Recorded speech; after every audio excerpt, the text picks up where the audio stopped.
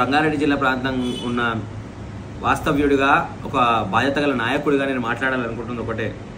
ఆ ప్రాంతంలో ఉన్న రోడ్డు పైన గత 20 సంవత్సరాలుగా నేను చిన్నప్పటి నుంచి చూస్తున్నా. ఈ ప్రాంతానికి మంత్రిగా పనిచేసింది, ఈ ప్రాంతంలో సీనియర్ నాయకులుగా ఉన్నది సబితేందర్ రెడ్డి గారే కదా అమ్మా. నీకు ఆ రోడ్డు తెలుసు, నీ ఊరికి వెళ్ళాలని అదే రోడ్లు వెళ్తావు. రోడ్డు మీద జరిగే ప్రమాదాల వల్ల బాధపడ్డది కూడా నువ్వు చాలాసార్లు. మీ ఫ్యామిలీనే రోడ్డు ప్రమాదంలో మరణించిన వారు ఉన్నారు. ఆ బాధ మీకు తెలిసి కూడా పేదల పట్ల ఎందుకంత చిన్న చూపు? అది నేషనల్ హైవే అని మాట్లాడతారు. అప్పా జంక్షన్ నుంచి మొదలుకొని తాండూరు వరకు ఉన్న రోడ్ని ఎన్నోసార్లు తీద్దామని సరే బనియన్ ట్రీస్ దానికి అసోసియేషన్ వాళ్ళు వచ్చిర్రు, మాట్లాడి చేసిరంటారు.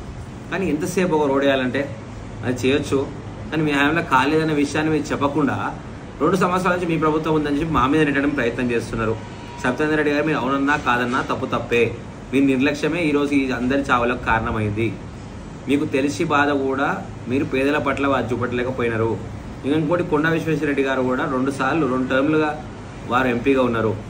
బీఆర్ఎస్ పార్టీకి ఉన్న ఎమ్మెల్యేలు, అక్కడ ఉన్న ఎమ్మెల్యేలు ఇప్పుడు మా పార్టీకి వచ్చినా కూడా కాళీ యాదయ్య గారు కావచ్చు, అక్కడ ఉన్న పట్నం మహేందర్ రెడ్డి గారు కావచ్చు, వాళ్ళకు కూడా మేము చెప్తున్నా, వారు ఆ రోజు ఉన్న పార్టీ ఏదైతే బీఆర్ఎస్ పార్టీ ఉందో, మున్సిపల్ మంత్రిగా కేటీఆర్ ఉన్నాడో, వారు పట్టించుకోకుండా ఇలా చావులకు కారణమైనారు. మనసు మీద చేసుకుని ఆలోచన చేయాలి. మన ఇంట్లోనే ఒక మనిషికి అట్లా అయితే ఆ బాధ ఎట్లుంటుందో అది తెలుస్తుంది. ఈరోజు తండ్రి దుఃఖంతో ప్రతి ఒక్క రాజకీయ నాయకుడిని తిడుతున్నాడు. ఈమె సంతాపం తెలవాలని అక్కడ పోతే ఆమెను తిట్టి పంపించిండ్రు రిటర్న్. ఆ రోజు మీకు ఎందుకు వచ్చింది? మీరు రాజకీయ దులంద్రులు ఈ జిల్లాలనే నేను చూసినప్పుడు పెద్ద నాయకులు సబితేందర్ రెడ్డి గారు, మీరు బాధపడి తిరిగి రావాల్సిన అవసరం మీకు ఎందుకు వచ్చింది?